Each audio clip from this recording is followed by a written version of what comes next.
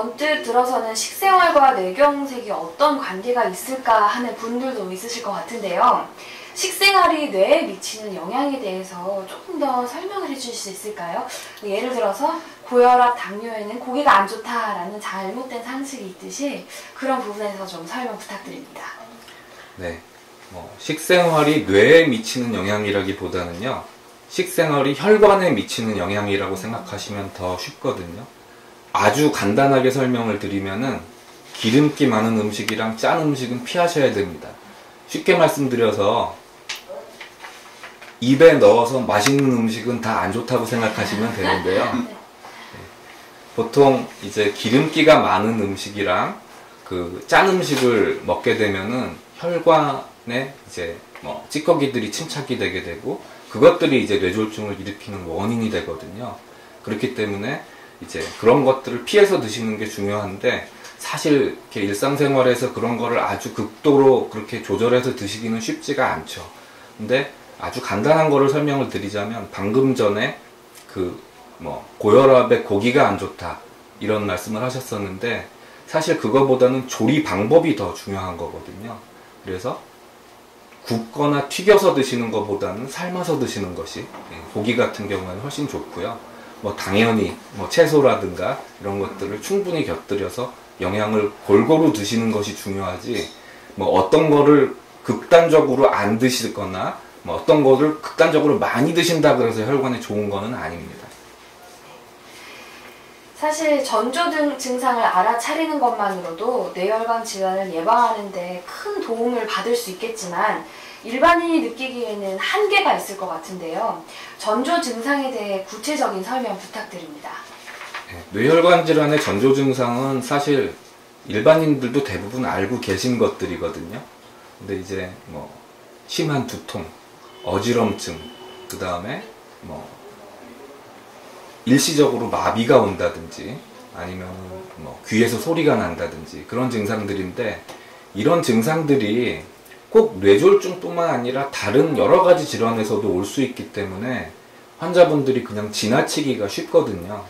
근데 일단은 중요한 거는 50대 이상의 연령에서 그런 증상이 없다가 갑자기 생긴 경우에는 반드시 한 번은 뇌혈관 질환에 대해서 검사를 해보셔야 된다는 겁니다.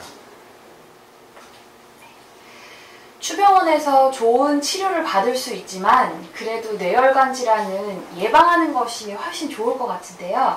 예방을 위한 방법들을 좀 알려주시기 바랍니다.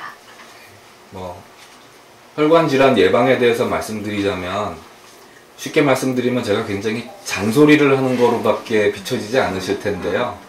좋은 음식 드시고 규칙적으로 생활하시고 그런 것이 제일 중요합니다. 왜냐하면은 병에 걸려서 약을 드셔서 해결을 하시는 것보다는 병에 걸리지 않도록 조심하시는 게 훨씬 더 중요하거든요. 그런데 대부분들의 환자분들이 어떤 생각을 갖고 계시냐면 자기가 하고 싶은 거는 다 하시고 힘든 거는 다 하면서 뭔가 약이나 음식을 드셔서 해결을 하시려고 그러는 경향이 있는데 그런 거보다는 평소에 규칙적인 생활을 하시고 이제 규칙적으로 식사하시고 생활 습관을 바꾸시는 게 일단은 제일 중요하겠고요. 그 다음에 두 번째 말씀드릴 거는 뇌졸중, 그러니까 뇌혈관 질환 환자분들을 보면 90% 이상이 고혈압, 그 다음에 고지혈증, 당뇨 이런 것들을 같이 동반하고 계시거든요.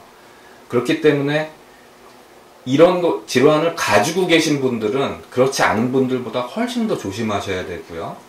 그 다음에 혈압 조절, 당뇨 조절을 갖다가 아주 잘 하셔야 됩니다. 그래서 평소에 고혈압, 당뇨, 고지혈증이 있으신 분들은 꼭 병원에 아주 정기적으로 방문을 하셔서 수치 같은 것들을 아주 자세히 좀 잘 체크를 해보시고요. 조금이라도 높은 이제 수치가 나오면 적극적으로 조절을 하도록 조심을 하셔야 됩니다. 우문인 듯 합니다만 뇌혈관 전문의로서 뇌혈관 관리에 좋은 적절한 운동이나 스트레스 받았을 경우에 해소하는 방법이 있다면 좀 조언 부탁드립니다. 네, 혈관 질환에 좋은 운동에 대해서 제가 이제 굉장히 많이 질문을 받는데요. 혈관 질환에 좋은 운동들은 쉽게 말씀드리면은 좀 지루한 운동이라고 생각하시면 됩니다. 재미없고 지루한 운동들. 예를 들자면 뭐 파워워킹, 네, 걷기, 그 다음에 이제 적절한 이제 수준에서의 달리기, 또 뭐 사이클링, 네, 이런 적절한 유산소 운동을 하시는 게 가장 좋고요. 그 다음에 아주 힘을 많이 들이지 않는 범위 내에서의 그 웨이트 트레이닝, 그러니까 근력 운동이죠. 그런 것까지 같이 병행해 주시면 좋고요.